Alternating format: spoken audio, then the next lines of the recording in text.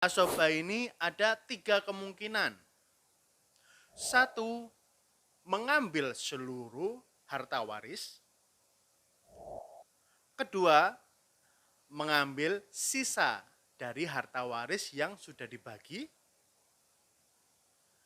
Ketiga, kehabisan harta waris.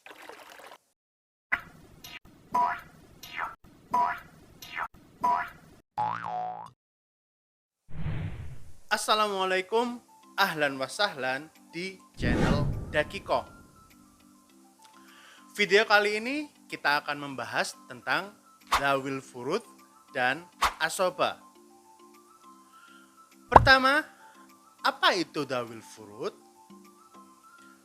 Dhawil Furud adalah ahli waris yang mendapatkan bagian pasti dari harta warisan sesuai dengan ketetapan yang sudah ditetapkan dalam Al-Quran dan hadis. Bagian-bagian pokok yang sudah ditentukan antara lain setengah, sepertiga, seperenam, seperempat, seperdelapan, dan 2/3. Adapun orang-orang yang termasuk golongan Dhawil Furud ada 12 orang. Pertama, ayah. Kedua, ibu. Ketiga, kakek dari ayah. Keempat, nenek dari ayah. Kelima, nenek dari ibu. Keenam, anak perempuan. Ketujuh, cucu perempuan dari anak laki-laki. Kedelapan, suami atau istri. Kesembilan, saudari kandung. Kesepuluh, saudari seayah. Ke-11, saudara seibu. Ke-12, saudari seibu. Kedua, asoba. Apa itu asoba? Asoba adalah ahli waris yang tidak mendapatkan bagian tertentu, yang setengah, sepertiga, seperempat, seperdelapan, seperenam, 2/3 tadi. Jadi mereka tidak mendapatkan bagian tertentu. Dengan kata lain, asoba ini ada 3 kemungkinan. 1. Mengambil seluruh harta waris. Kedua, mengambil sisa dari harta waris yang sudah dibagi. Ketiga, kehabisan harta waris. Nah, itu resikonya asoba. Jadi kadang dapat banyak, kadang dapat sisa, kadang tidak dapat. Asoba ada 2 macam. Yang pertama, asoba sababiyah, yaitu disebabkan karena memerdekakan budak. Yang kedua, asoba nasabiyah. Nasab berarti tentu disebabkan karena keturunan. Asoba nasabiyah terbagi menjadi 3 macam. Pertama, asoba bin nafsi. Kedua, asoba bil ghairi. Ketiga, asoba ma'al ghairi. Mari kita bahas asoba bin nafsi. Apa itu asoba bin nafsi?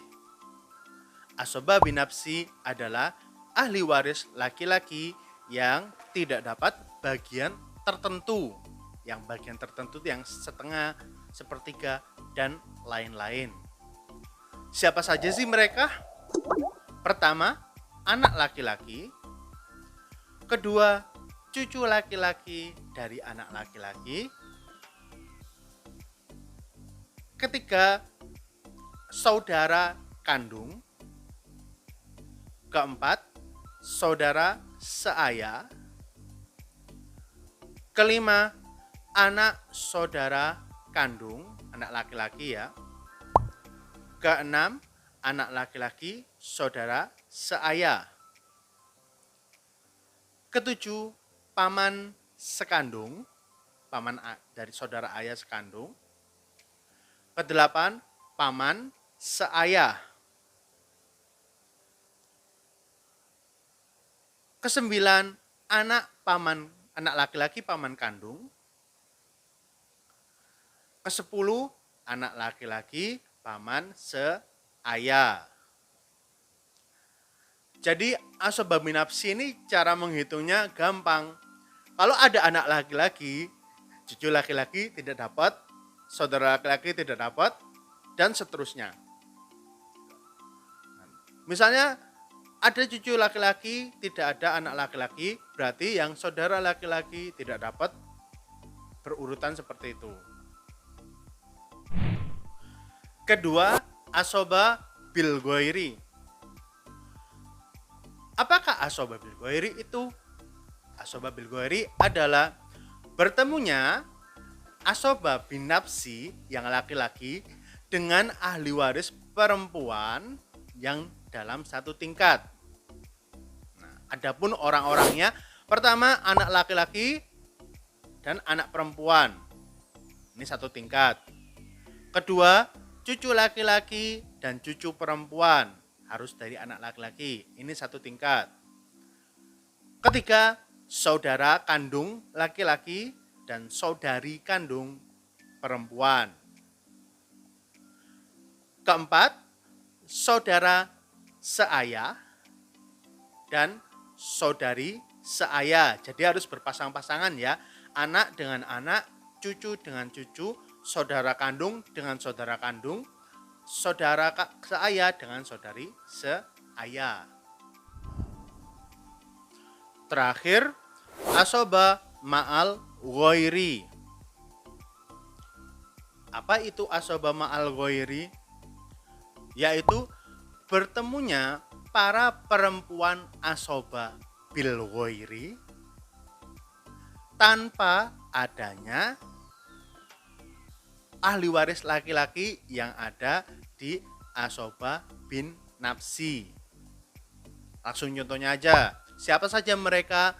Pertama, anak perempuan bertemu saudari perempuan kandung. Yang kedua, anak perempuan bertemu saudari seayah dengan syarat saudari kandungnya tidak punya. Yang ketiga, cucu perempuan dari anak laki-laki bertemu saudari sekandung. Yang keempat, cucu perempuan dari anak laki-laki bertemu dengan saudari seayah dengan syarat tidak ada saudari kandung.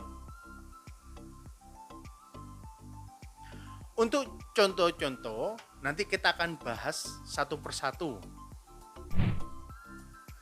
Demikian video kali ini, semoga bermanfaat. Jika suka, silakan subscribe dan like. Jika tidak suka, silakan dislike. Dan wassalamualaikum warahmatullahi wabarakatuh.